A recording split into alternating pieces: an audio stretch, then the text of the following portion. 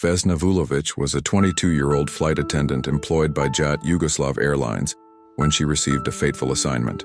On January 26, 1972, she was assigned to a flight from Stockholm to Belgrade, with a stopover in Copenhagen.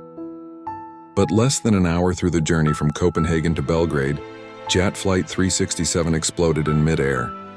The plane fell from a height of 33,130 feet and crashed near Srpska Kamenica, a village in today's Czech Republic.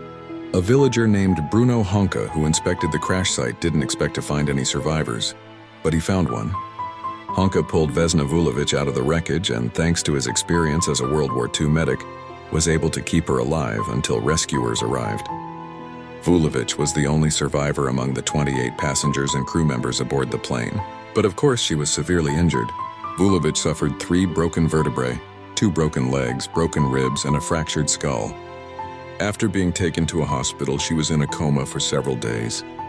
When she awoke, she had severe amnesia that erased her memory of the plane crash, and the first thing she did was ask for a cigarette. Despite skepticism from doctors that she ever would heal from her paralysis, Vulović was able to walk again in just 10 months. She credited her miraculous recovery to her Serbian stubbornness and a childhood diet of spinach, chocolate, and fish oil. The cause of the plane's explosion is disputed. Investigators said it was caused by a briefcase bomb planted by the Ustaše, a Croatian nationalist group. But in 2009, investigative journalists alleged that the explosion had been a misfire by the Czechoslovakian Air Force.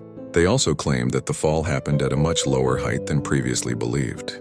Nevertheless, Vulovic's story remains one of the most incredible survival stories, and there are a number of reasons why experts believe she was able to escape death. First, her position in the rear of the airplane with the food cart prevented her from being sucked into the air when the plane broke apart. The plane's impact was also softened by the trees and snow. Finally, Vulovic's low blood pressure, which nearly disqualified her from the flight attendant job, kept her heart from bursting on impact. Vulović eventually returned to work at the airplane company, but was moved to a desk job. She was also honored with the peculiar title of surviving the longest fall without a parachute from the Guinness World Records. "Everyone thinks I am lucky, but they are mistaken," Vulović once told a reporter. "If I were lucky, I would never have this accident."